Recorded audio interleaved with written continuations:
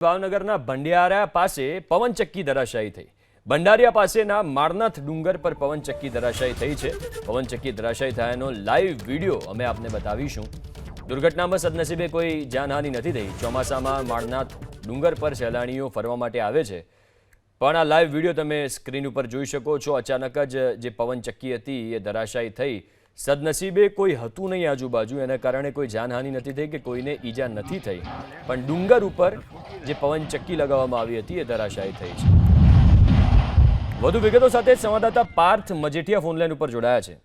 પાર્થ, આ પવનચક્કી ધરાશાયી થઈ છે, સદનસીબે કોઈ આજુબાજુ હતું નહીં, કોઈને ઈજા થઈ નથી, પણ શું આ જે જગ્યા છે ત્યાં લોકો ફરવા માટે જતા હોય છે ખરા?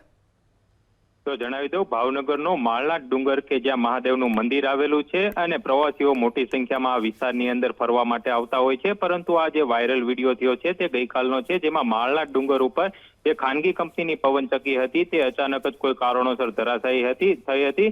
જોકે આ જે વિડીયો છે તે સ્થાનિક પ્રવાસીઓ છે તેમના દ્વારા મોબાઈલની અંદર કેદ કરવામાં આવ્યો હતો, પરંતુ સદનસીબે આ જે ઘટના છે તેમાં કોઈ જાનહાનિ કે ઈજા પહોંચી નથી। પરંતુ આ જે વિસ્તાર આવેલો છે તે પ્રવાસીઓથી ભરચક હોય છે અને આ જે પ્રમાણે વિડીયો વાયરલ થયો છે સોશિયલ મીડિયાને લઈને તેને દ્વારા તપાસ પણ હાથ ધરવામાં આવી છે।